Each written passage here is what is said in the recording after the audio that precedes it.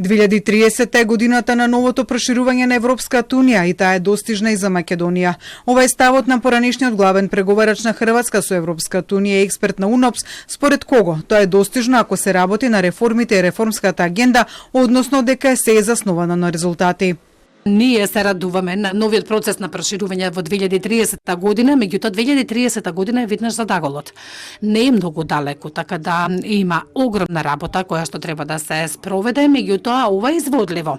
Дробњик се обрати на седницата на Националниот совет за евроинтеграција и Комисијата за европски прашања одржана за придобивките од реформската агенда 2024-2027, на која сите говорници се согласија дека клучно за спроведување на реформската агенда и членството во Европската унија е консензус меѓу сите политички чинители.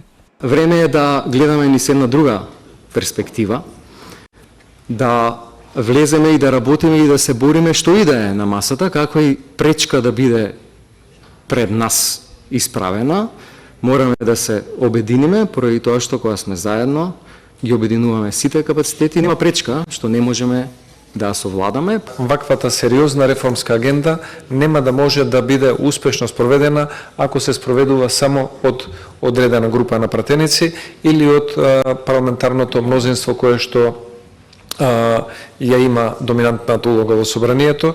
Ваквата реформска агенда би била успешна само доколку и од страна на опозицијата имаме конструктивна критика и истовремено конструктивен придонес за да може да ги оствариме овие амбициозни задачи.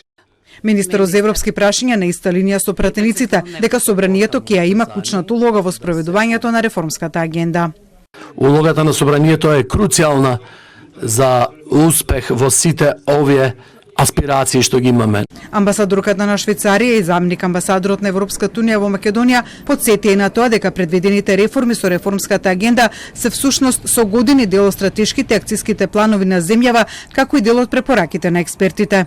Сега е време за одлучна акција и од страна на владата и од страна на собранието.